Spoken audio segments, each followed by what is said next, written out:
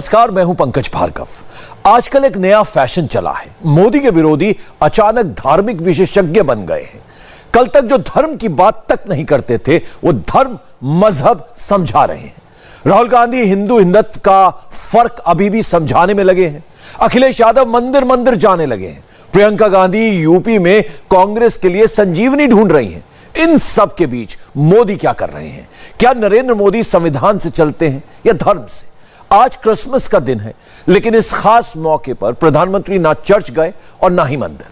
आज मोदी ने एकदम नया काम किया है। जो लोग मोदी पर धर्म को लेकर सवाल उठाते हैं, उनको आज प्रधानमंत्री का राजधर्म जरूर देखना चाहिए।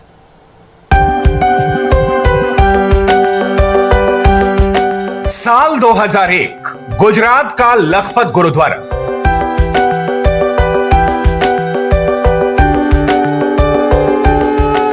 साल 2020, राम मंदिर अयोध्या।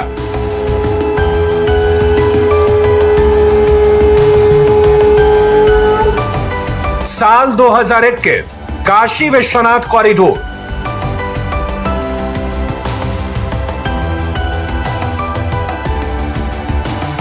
साल 2021, श्रीनगर का सेंट ल्यूक चर्च।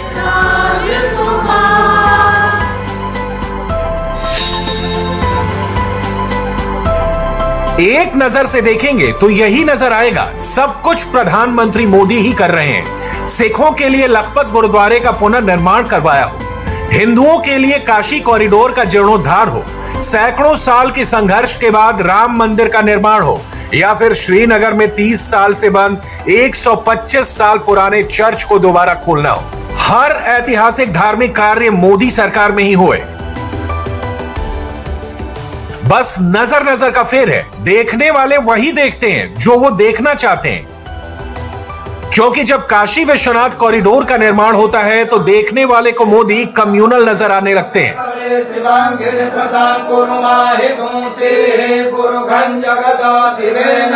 सिखों के लखपत गुरुद्वारे का पुनर्निर्माण होता है तो मोदी सेकुलर नजर आने लगते हैं। मोदी के राज में ही श्रीनगर में 30 साल से बंद चर्च के दरवाजे दोबारा खोले जाते हैं। इस दौरान जम्मू कश्मीर में महबूबा मुफ्ती की सरकार रही, फारूक अब्दुल्ला मुख्यमंत्री रहे, कांग्रेस ने भी शासन किया, लेकिन किसी ने भी चर्च के बारे में नहीं सोचा। चर्च खुला तो मोदी सरकार में, यानी आरोप लगाना हो तो मोदी कम्युनल है, क्योंकि अगर मोदी को सेकुलर कह दिया तो मोदी विरोधियों की सारी राजनीति धरी की धरी रह जाएगी। 30 साल बाद इतना हिस्टोरिकल प्लेस है एक तो ये, और ऊपर से यहाँ पे प्रेयर होगी, अभी सब कुछ होगा, सब आएंगे। कश्मीर में हो रहा है ये, तो अलग ही एक्साइटमेंट है इसका। ये तो बहुत खुशखबरी की बात है। हम ऊपर वाले का बहुत बहुत शुक्र करते हैं कि इतने साल के बाद एक बार फिर इसका जो भी महिमा था फिर वापस आए, और हम पूरे कश्मीर के कश्मीरियत की सारे लोगों की हम शुक्रगुजार हैं। उस लिहाज से जो इसको दोबारा रेनोवेट किया है और खोल के पब्लिक के हवाले किया है, ये प्रेजेंट गवर्नमेंट की बहुत ही अच्छी मूव है। इस घर में दुआएं होंगी, सबके लिए अमन और शांति का पैगाम जो है वो इस चर्च के द्वारा जो है वो दिया जाएगा। भारत माता की जय। प्रधानमंत्री नरेंद्र मोदी हिंदुस्तान के इतिहास को संवार रहे हैं, साथ में इतिहास को याद भी दिला रहे हैं। गुरु पर्व के इस पावन कार्यक्रम में, गुरु पर्व के खास मौके पर मोदी ने कच्छ के गुरुद्वारा लखपत साहिब में समारोह को संबोधित किया। गुरु नानक देव जी के पग, उन्होंने गुरु नानक देव जी को याद किया और कैसे गुरु नानक देव जी ने बाबर के अत्याचारों का वर्णन किया था वो भी बताया। जब विदेशी आक्रांता तलवार के दम पर भारत की सत्ता और संपदा को हथियाने में लगे थे, तब गुरु नानक देव जी ने कहा था, पाप की जंज लई काबुल हो धाया, जोरी मंगे दानुवे लालो। यानी पाप और जुल्म की तलवार लेकर बाबर काबुल से आया है और जोर जुल्म से भारत की हुकूमत का कन्यादान मांग रहा है। ये गुरु नानक देव जी की स्पष्टता थी।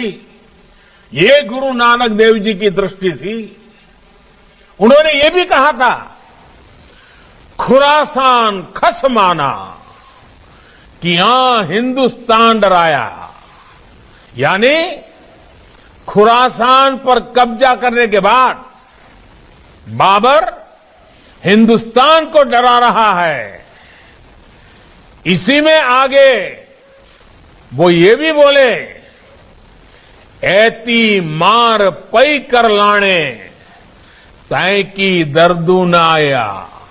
अर्थात उस समय इतना अत्याचार हो रहा था, लोगों में चीख पुकार मची थी, इसलिए गुरु नानक देव जी के बाद आए हमारे सिख गुरुओं ने देश और धर्म के लिए प्राणों की बाजी लगाने में भी संकोच नहीं किया। गुरुद्वारा साहब की प्रधानमंत्री ने मुगल बादशाह बाबर का जिक्र भी किया और औरंगजेब के आतंकी इतिहास का सच भी बताया और गुरु गोविंद सिंह जी के पराक्रम और शौर्य गाथा भी सुनाई। औरंगजेब के खिलाफ गुरु तेग बहादुर का पराक्रम और उनका बलिदान हमें सिखाता है कि आतंक और मजहबी कट्टरता से देश कैसे लड़ता है। इसी तरह दसम गुरु गोविंद सिंह साहब, उनका जीवन भी पग पग पर तप और बलिदान का एक जीता जागता उदाहरण है। राष्ट्र के लिए, राष्ट्र के मूल विचारों के लिए दसम गुरु ने अपना सर्वस्व न्योछावर कर दिया। उनके दो साहिबजादों जोरावर सिंह और फतेह सिंह को आतताइयों ने दीवार में जिंदा चुनवा दिया, लेकिन गुरु गोविंद सिंह जी ने देश की आन बान और शान को झुकने नहीं दिया। चारों साहबजादों के बलिदान की याद में हम आज भी शहीदी सप्ताह मनाते हैं। आज हमारा गुरुद्वारा, प्रधानमंत्री मोदी जिस लखपत गुरुद्वारा के समारोह को संबोधित कर रहे थे, उसका और मोदी का बेहद खास रिश्ता भी है, जिसके बारे में बहुत कम लोग ही जानते हैं। ये है गुजरात के कच्छ में स्थित लखपत गुरुद्वारा, जहां पर आज भी गुरु नानक देव की पादुकाओं को संभाल के रखा गया है। यहीं पर गुरु नानक देव जी रुके थे, लेकिन साल 2001 में भूकंप में इस गुरुद्वारे को भी बहुत नुकसान हुआ था।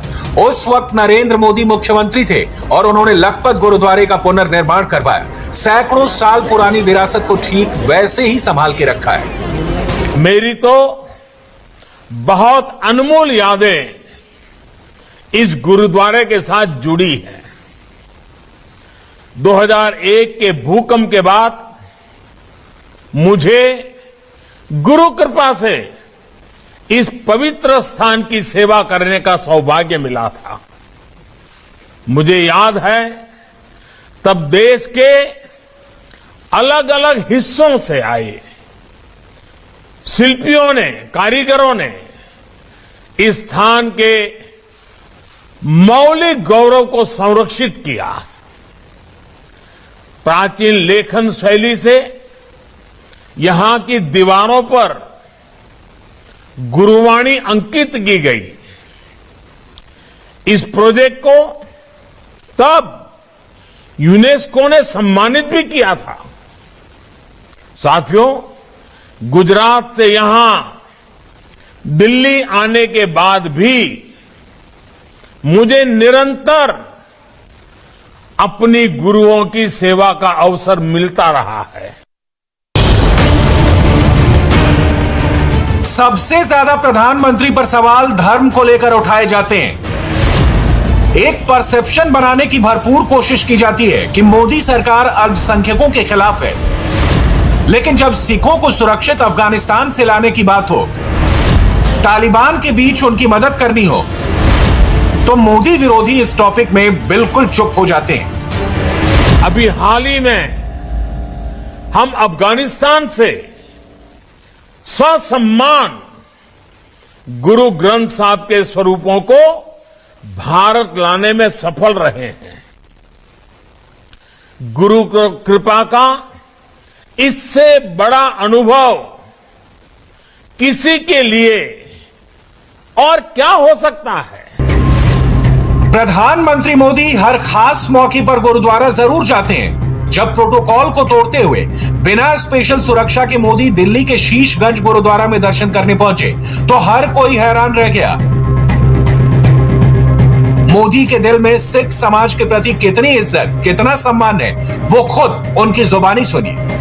नादिर शाह और अहमद शाह अब्दाली के आक्रमण को रोकने के लिए हजारों की संख्या में बलिदान दिया। महाराजा रणजीत सिंह ने पंजाब से बनारस तक जिस तरह देश के सामर्थ्य और विरासत को जीवित किया, वो भी इतिहास के पन्नों में दर्ज है। अंग्रेजों के शासन में भी हमारे सिख भाइयों बहनों ने जिस वीरता के साथ देश की आजादी के लिए संघर्ष किया, हमारे आजादी का संग्राम, जलियांवाला बाग की वो धरती आज भी उन बलिदानों की साक्षी है। ये ऐसी परंपरा है जिसमें सदियों पहले हमारे गुरुओं ने प्राण फूके थे और वो आज भी उतनी ही जागृत है, उतनी ही चेतन है। हिंदुस्तान को सदियों तक लूटा गया, दुनिया भर में भारत के धरोहरों को चोरी करके बेचा गया। ये इत्तेफाक नहीं बल्कि प्रधानमंत्री का प्रयास है। जो चोरी हुई भारतीय धरोहरें वापस हिंदुस्तान आ रही है।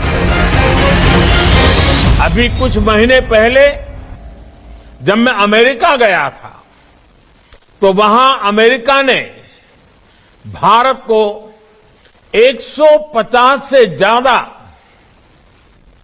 जो भारत की ऐतिहासिक अमानत थी, जो कोई न कोई चोरी करके ले गया था, वो 150 से ज्यादा ऐतिहासिक वस्तुएं हम वापस लाने में सफल हुए हैं। इसमें से एक पेश कब्ज यानी छोटी तलवार भी है, जिस पर फारसी में गुरु गोविंद सिंह जी का नाम लिखा है। यानी ये वापस लाने का सौभाग्य भी हमारी ही सरकार को मिला।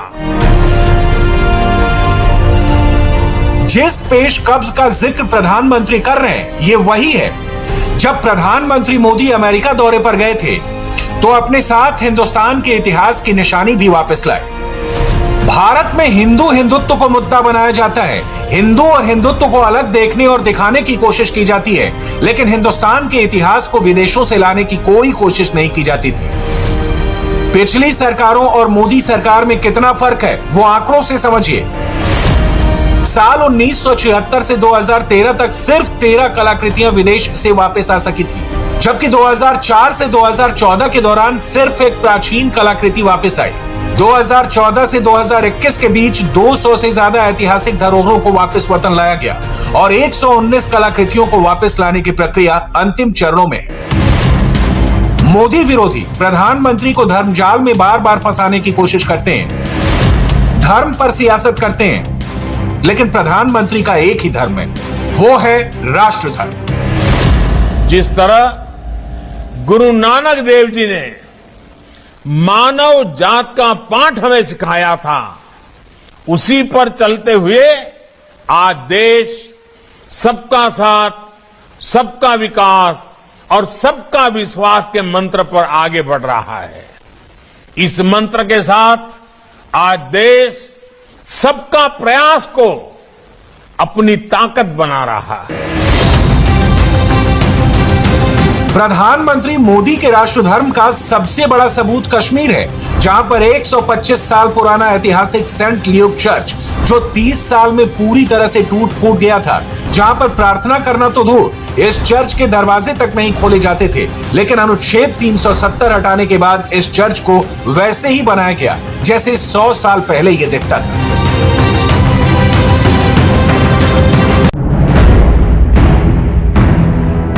श्रीनगर का चर्च 30 साल बाद खोला गया है, इस पर मोदी विरोधी तारीफ नहीं करेंगे। ऐसे ही जब बात राम मंदिर की आती थी तो विपक्ष कमेंट करता था। जो प्रधानमंत्री जी ने 2014 और 19 के चुनाव में कही थी, इसको कर कर दिखाया है और हमारा मजाक उड़ाते थे कि मंदिर वहीं बनाएंगे, तिथि नहीं बताएंगे। काफी सारे लोग कर रहे थे, वो बात अलग है। जब बनने लगा है तो वहां जाकर दर्शन कर रहे हैं, अच्छा ही है, हम तो स्वागत करते हैं इसका। राष्ट्र धर्म करप्शन को पकड़ना भी होता है, दरवाजा काटकर अवैध रकम को जब्त करना भी होता है, जिस पर हक गरीबों का है। केंद्र में मोदी तो यूपी में योगी राष्ट्र धर्म बखूबी निभा रहे हैं। भाइयों बहनों, ये अन्न योजना पहले भी फ्री में दी जा सकती थी, लेकिन पहले ये अन्न का पैसा, ऐसे ये 200 करोड़ रुपए जो मिल रहे हैं ना, ये सब गरीब का अन्न है। और गरीब की आशीर्वाद में लगता है, गरीब की आग भी बहुत तेज लगती है, बहुत तेज लगती है। उत्थानम् अधर्मस्य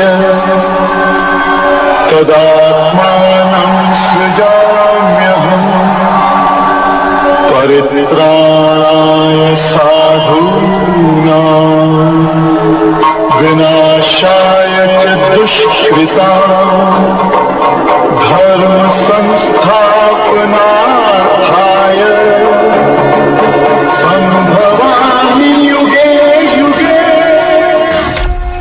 वाराणसी से महाभारत शुरू हुई थी। लखनऊ में योगी ने यूपी के इस महाभारत का विलेन कौन है बता दिया। हम सबको एक बात ध्यान में रखना होगा, और वह जब सरकार की नीयत साफ होती है तो काम भी दमदार दिखता है। सोच ईमानदार तो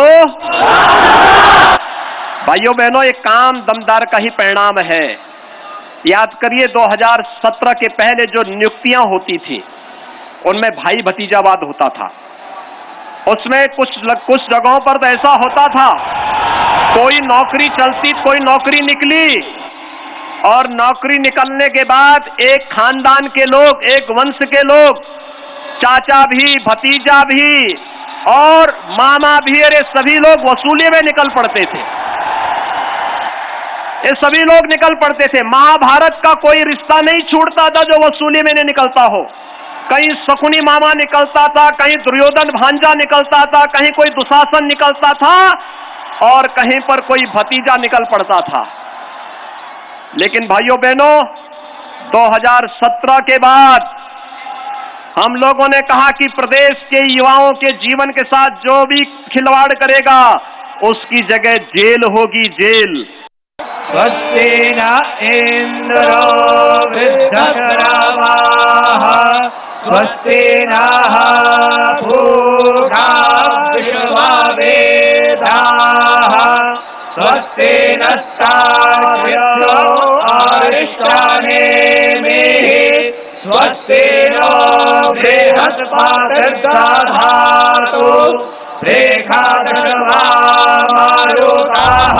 यूपी में चुनाव है और ये 1 लाख छात्रों के सामने योगी की ललकार है, जिसने अखिलेश यादव की नींद उड़ा रखी है।